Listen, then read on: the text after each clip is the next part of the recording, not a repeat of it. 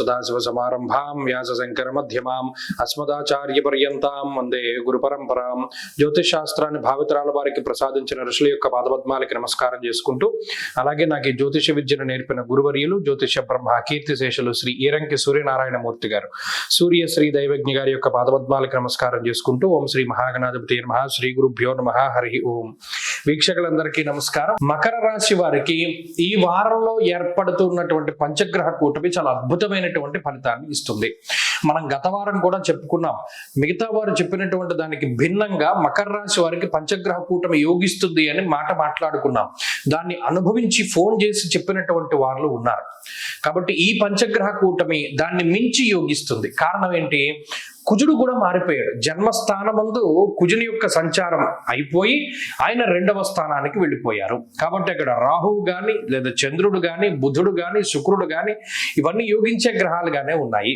కుజుని యొక్క పీడ కూడా తగ్గిపోయింది. అందువల్ల అటు శారీరకమైనటువంటి సమస్యలు తగ్గుముఖం పడతాయి. ఎందుకంటే జన్మరాశిగతే భౌమౌ యక్షరాక్షస పీడితం అన్నారు. జన్మరాశి యందు కుజుడు ఉంటే ఒక రాక్షసుడు ఎలా పీడిస్తాడో అలా పీడిస్తాడు. ఇప్పుడు మరి ఆయన మారిపోయారు కదా.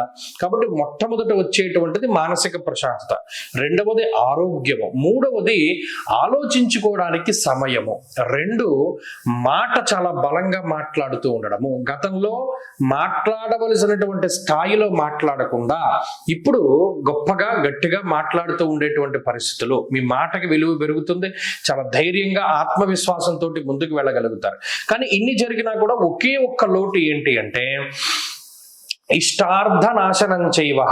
అంటే ఇష్టమైనటువంటివి, అలాగే డబ్బుతో చేసేటువంటి పనులు అవి అంత ఈజీగా సాగవు.